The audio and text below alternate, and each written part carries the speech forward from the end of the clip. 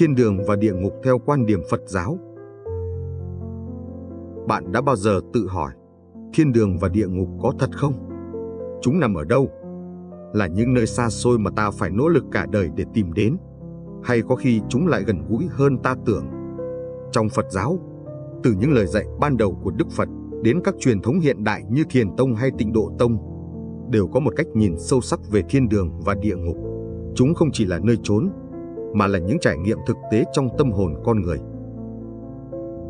Trong bài thoại hôm nay, hãy cùng tôi khám phá điều này, và biết đâu, bạn sẽ nhận ra rằng chính mình đang tận hưởng thiên đường, hoặc đang lạc lối trong địa ngục ngay lúc này. Phần 1. Ý niệm về thiên đường và địa ngục. Trong giáo lý nguyên thủy của Đức Phật, thiên đường và địa ngục được miêu tả là những cảnh giới trong vòng luân hồi. Chúng là nơi mà chúng sinh tái sinh dựa trên nghiệp, karma của mình. Khái niệm thiên đường thường được nhắc đến trong kinh sách chính là các cõi trời, dành cho những ai gieo thiện nghiệp. Ở các cõi trời, tùy vào phước báu của bản thân mà tâm trí sẽ cảm thụ được những an lạc tương ứng. Có khi là những an lạc về vật chất, có khi là những an lạc về tinh thần, có khi còn sở hữu thân xác, có khi chỉ còn là những dạng thức phi vật chất. Nhìn chung là luôn sống an lạc, nhưng vẫn bị chi phối bởi sinh tử, luân hồi. Khi hưởng thụ hết phước lành mà không tu tập thêm, sẽ tiếp tục tái sinh vào lục đạo, trời, thần, con người, súc sinh, ngạ quỷ, địa ngục. Khái niệm địa ngục. Địa ngục là dành cho những ai sống trong tham lam, sân hận và si mê, không ngừng gieo ác nghiệp khi còn sống. Sau khi chết, sẽ lập tức bị giáng xuống các cảnh giới địa ngục để cảm nhận khổ đau, chịu những cực hình đau đớn. Tùy vào nặng nhẹ của nghiệp ác mà thời gian cảm thụ và mức độ cảm thụ cũng khác nhau. Ở địa ngục không có khái niệm về cái chết, tâm trí và thể xác sẽ liên tục bị hồi sinh để cảm nhận đau khổ, cảm nhận hình phạt, cho đến khi trả đủ các nhân ác đã gây ra.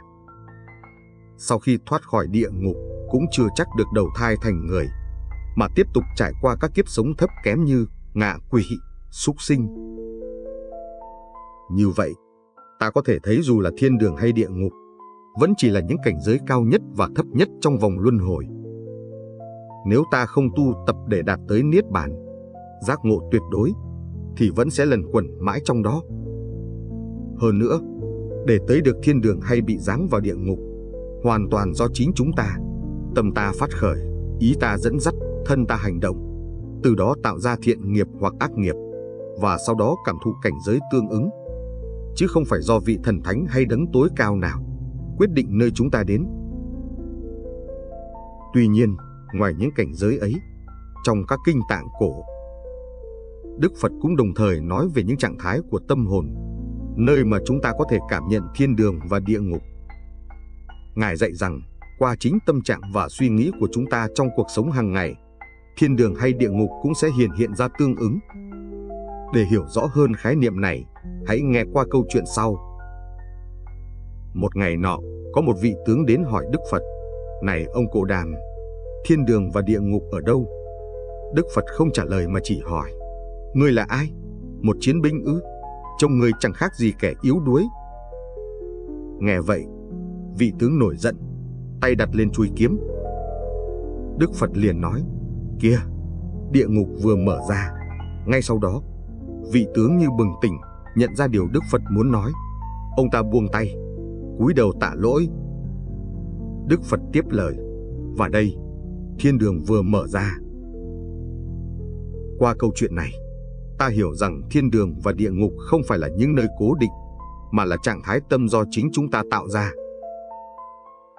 Người luôn sống trong u minh, bị tam độc, tham, sân, si chi phối, sẽ luôn cảm thấy khổ đau, tâm trí như bị cuốn vào vòng đau khổ không hồi kết. Như vậy cũng không khác địa ngục là mấy. Trong khi đó, một người giữ tâm thanh tịnh, luôn bình thản đón nhận mọi thử thách và biến cố, biết chấp nhận mọi khổ đau đến với mình như một quá trình trả nghiệp, không oán trách, mà tích cực tạo thiện duyên chuyển hóa nghiệp xấu. Từ đó tâm trí luôn bình an, như vậy chẳng phải thiên đường sao? Phần 2. Quan điểm trong Phật giáo hiện đại. Quan điểm về thiên đường và địa ngục dựa trên tâm trí không chỉ xuất hiện trong giáo lý nguyên thủy, mà còn được phát triển và mở rộng trong các trường phái hiện đại như Thiền Tông và Tịnh Độ Tông. Đối với Thiền Tông, nhấn mạnh rằng thiên đường và địa ngục không nằm ở đâu xa, mà ở chính trong từng suy nghĩ của ta. Khi ta thiền định, đạt được chánh niệm, mọi khổ đau xung quanh như tan biến, tâm trí chỉ còn một cảm giác bình an ngập tràn. Đây chính là thiên đường.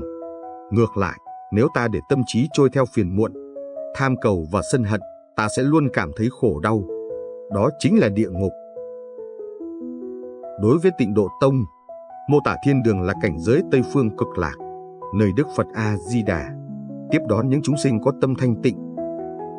Nhưng để đạt đến đó, điều kiện tiên quyết vẫn là sự chuyển hóa tâm hồn. Ta phải tập trung vào câu niệm Phật trong bất kỳ hoàn cảnh nào, giữ tâm từ bi, thanh tịnh để không tạo nên nghiệp xấu. Dù cách diễn giải có khác nhau, tất cả đều đồng thuận một điều: tâm của bạn chính là chìa khóa mở ra cả thiên đường lẫn địa ngục. Phần 3. Làm sao để sống trong thiên đường? Phật giáo không dạy chúng ta tìm kiếm thiên đường ở một nơi xa vời, mà chỉ dẫn cách để tâm trí luôn bình an, ngay cả giữa những thử thách. Hãy bắt đầu từ những việc nhỏ bé. 1. Nuôi dưỡng lòng từ bi. Hãy gieo thiện lành bằng sự cảm thông và yêu thương dành cho tất cả mọi người và cả những chúng sinh khác. Khi bạn giúp đỡ người khác, khi bạn không sát sinh, không hại người hại vật, tâm trí bạn sẽ cảm thấy bình an, không chút cắn rứt. Thiên đường đã bắt đầu xuất hiện. 2. Giữ tâm thanh tịnh. Thiền định và chánh niệm sẽ giúp bạn hiểu ra nguyên lý của khổ đau.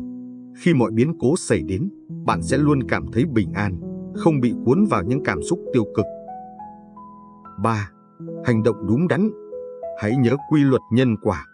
Mỗi hành động, suy nghĩ, lời nói của bạn hôm nay sẽ không mất đi mà sẽ trở lại với bạn vào tương lai. Nghiệp báo hay phước báu đều tạo nên trạng thái tâm bạn, từ đó cũng mở ra thiên đường và địa ngục tương ứng. 4. Tích cực tu tập, giữ gìn giới luật, lan tỏa Phật Pháp, khuyến khích mọi người xung quanh mình tin theo Phật giáo, tích cực lan tỏa những chân lý mà bản thân đã lĩnh ngộ được, góp phần tạo nên một thế giới an bình và tràn ngập yêu thương, cũng là một cách để bạn tích lũy thiện duyên, từ đó từng bước đến gần với thiên đường, hoặc cao hơn nữa là cảnh giới giác ngộ. Phần 5. Tổng kết. Hãy nhìn lại cuộc sống của bạn. Những lúc bạn cảm thấy an lạc, biết ơn và yêu thương, chẳng phải thiên đường đang hiện diện đó sao? Nhưng những khi bạn chìm trong sân hận, ghen ghét và khổ đau, có phải bạn đang tự nhốt mình trong địa ngục không? Phật giáo dạy rằng không ai khác ngoài chính bạn là người quyết định mình đang ở đâu. Và điều kỳ diệu là bạn có thể thay đổi.